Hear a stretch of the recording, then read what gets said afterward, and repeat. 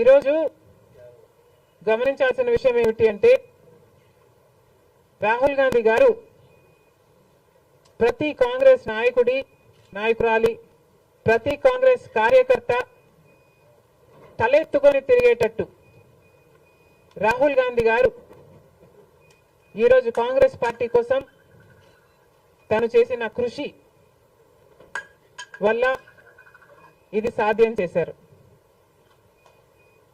రాహుల్ గాంధీ గారు తన fighting spirit తో ఎన్ని అవమానాలు వచ్చినా ధైర్యంగా ఎదుర్కొని ఈ సుదీర్ఘ ప్రయాణంలో తను ఎంతటి ఫైటరో నిరూపించుకున్నారు. ప్రజలతో తాను మమేకమైన విధానం అయితేనేమి, సమస్యల పట్ల తను స్పందించిన విధానం అయితేనేమి, ఇవన్నీ కూడా దేశంలోని ప్రజలందరూ గమనించారు. కాబట్టి ఈరోజు కాంగ్రెస్ పార్టీకి దేశవ్యాప్తంగా ఇంత పెద్ద పీట వేయడం జరిగింది. రాహుల్ గాంధీ గారు చేసిన పాదయాత్ర ఐక్యతను పెంచడానికి, సోదర భావాన్ని పెంపొందించడానికి, న్యాయం కోసం తను చేసిన పాదయాత్ర, సుదీర్ఘమైన పాదయాత్ర ఎంతో మంది గుండెల్లో కాంగ్రెస్ పార్టీ పట్ల ఆదరణ, గౌరవాన్ని పెంచింది. రాహుల్ గాంధీ గారు తాను చేసిన కష్టం వల్ల ఈరోజు కాంగ్రెస్ పార్టీకి ఇంత లాభం చేకూర్చారు అని ప్రతి కాంగ్రెస్ కార్యకర్త తలెత్తుకొని గర్వంగా చెప్పుకోగలం. అందుకని మనస్ఫూర్తిగా ఈరోజు మరొకసారి రాహుల్ గాంధీ గారికి we are all wishing him the very best in his future, along with wishing him a very happy birthday.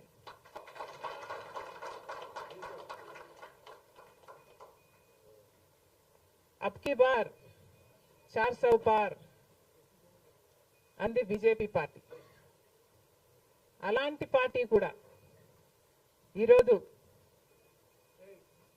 చిటికలు పడేటట్టు చేయగలిగింది రాహుల్ గాంధీ గారు, ఇండియా బ్లాక్. అందుకు గాను దేశ ప్రజలందరూ కూడా రాహుల్ గాంధీ గారిని అభినందించక తప్పదు.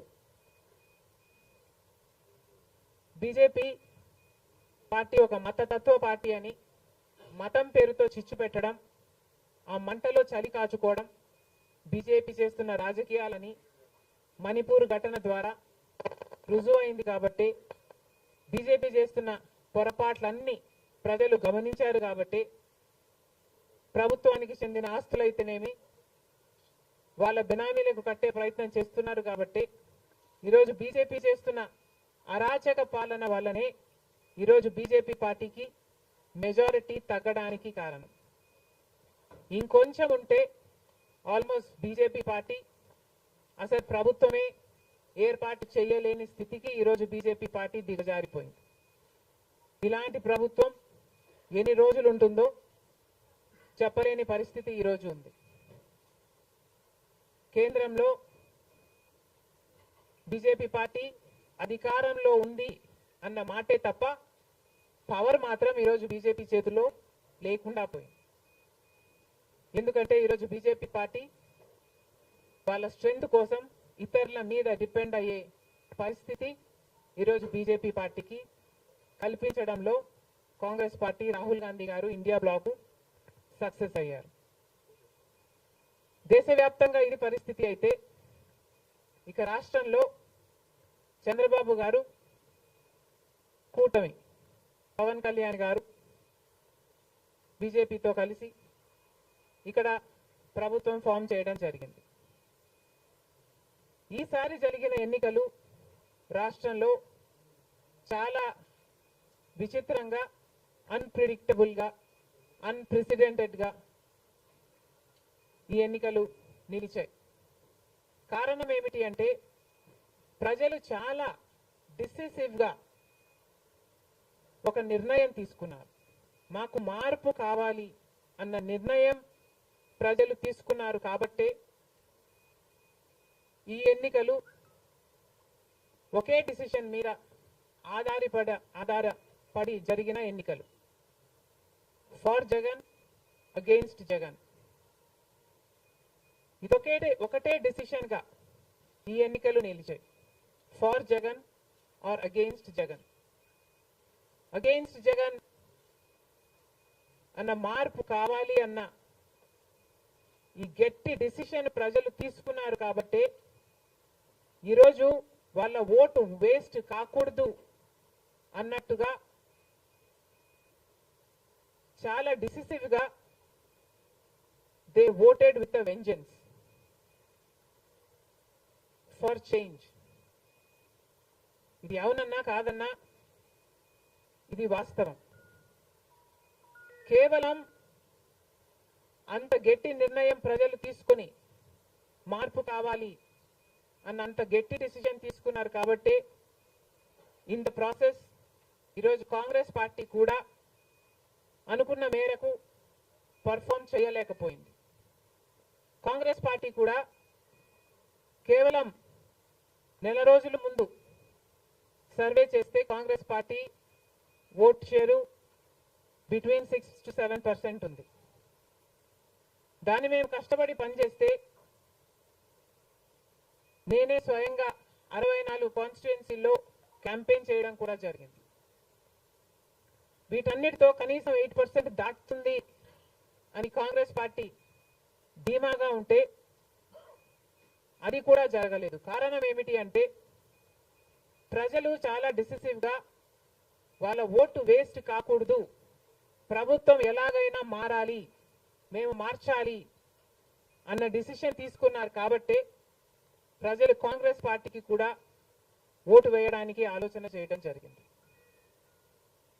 ఏది ఏమైనా కాంగ్రెస్ పార్టీ ప్రజల గుండెల్లో స్థానం సంపాదించుకోవడం మొదలుపెట్టింది. ఇది ఇలాగే అంచెలంచెలుగా పెరుగుతూ పోతుంది. రాహుల్ గాంధీ గారి నాయకత్వంలో మేమందరం కూడా కష్టపడి పనిచేయడానికి సిద్ధంగా ఉన్నాం. అటు కేంద్రంలోనైనా ఇటు రాష్ట్రంలోనైనా కాంగ్రెస్ పార్టీకి మంచి భవిష్యత్తు ఉంటుందని 2029 కల్లా మేము ఒక మంచి పొజిషన్లోకి రాగలమని నమ్మకం మా అందరికీ ఉంది. ఈరోజు చంద్రబాబు గారు ముఖ్యమంత్రి ప్రజల తీర్పును గౌరవిస్తూ ఆయనకు మరొకసారి శుభాకాంక్షలు తెలియజేస్తుంది కాంగ్రెస్ పార్టీ. అలాగే చంద్రబాబు గారికి మరొకసారి గుర్తు చేస్తుంది కాంగ్రెస్ పార్టీ మన రాష్ట్రానికి రావాల్సిన ప్రత్యేక హోదా. ప్రత్యేక హోదా అన్నది ఆంధ్ర రాష్ట్ర ప్రజల ఊపిరి. 10 సంవత్సరాలుగా మోడీ గారు, బీజేపీ పార్టీ ప్రత్యేక హోదా విషయంలో ఆంధ్ర రాష్ట్రాన్ని, ఆంధ్ర ప్రజలను మోసమే చేశారు. 10 సంవత్సరాల క్రితము ఎలక్షన్లకు ముందు మోడీ గారు వచ్చినప్పుడు 10 సంవత్సరాలు ప్రత్యేక హోదా ఇస్తాము అని తిరుపతిలో మాట ఇవ్వడం జరిగింది మోడీ గారు. అప్పుడు చంద్రబాబు గారు చెప్పిన మాట 10 సంవత్సరాలు సరిపోదు, 15 సంవత్సరాలు కావాలి అన్నారు అదే సభలో. కానీ 10 సంవత్సరాలు గడిచిపోయినా కూడా ఈ రోజు వరకు కూడా బీజేపీ పార్టీ ఆ మాటను నిలబెట్టుకోలేదు.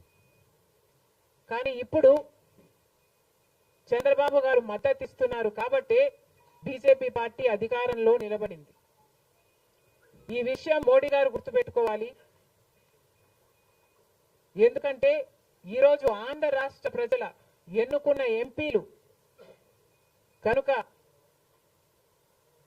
బీజేపీ పార్టీకి చంద్రబాబు గారు మద్దతు ఇవ్వకపోయి ఉంటే అసలు బీజేపీ పార్టీ అధికారంలో ఉండే ప్రసక్తే లేదు.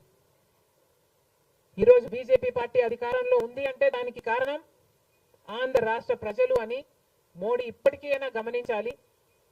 చంద్రబాబు గారికి మరొకసారి గుర్తు చేస్తున్నాం, చంద్రబాబు గారు బీజేపీ పార్టీతో ఎలక్షన్లకు ముందు పొత్తు పెట్టుకుంటున్నప్పుడే కాంగ్రెస్ పార్టీ పదే పదే చెప్పడం జరిగింది. ఒక్క మాట అయినా తీసుకోకుండా, కండిషనల్ సపోర్ట్ అయినా మీరు ఎక్స్టెండ్ చేయకుండా, మీరు బేషరతుగా స్పెషల్ స్టేటస్ అన్న కండిషన్ పెట్టకుండానే మీరు బీజేపీ పార్టీకి ఎందుకు అలయన్స్ పెట్టుకున్నారు చంద్రబాబు గారు అని అప్పుడు ప్రశ్నించడం జరిగింది. ఇప్పుడు మళ్ళీ బీజేపీ పార్టీ చంద్రబాబు గారిని డిమాండ్ చేస్తుంది. ఇప్పుడు మళ్ళీ కాంగ్రెస్ పార్టీ చంద్రబాబు గారిని డిమాండ్ చేస్తుంది. బికాస్ మీరు ఇచ్చిన ఎంపీల వల్ల ఆంధ్ర రాష్ట్ర ప్రజలు ఎన్నికైన ఎంపీలను మీరు బీజేపీ పార్టీకి ఇచ్చారు కాబట్టి, ఈరోజు బీజేపీ పార్టీ అధికారంలో ఉంది కాబట్టి చంద్రబాబు గారు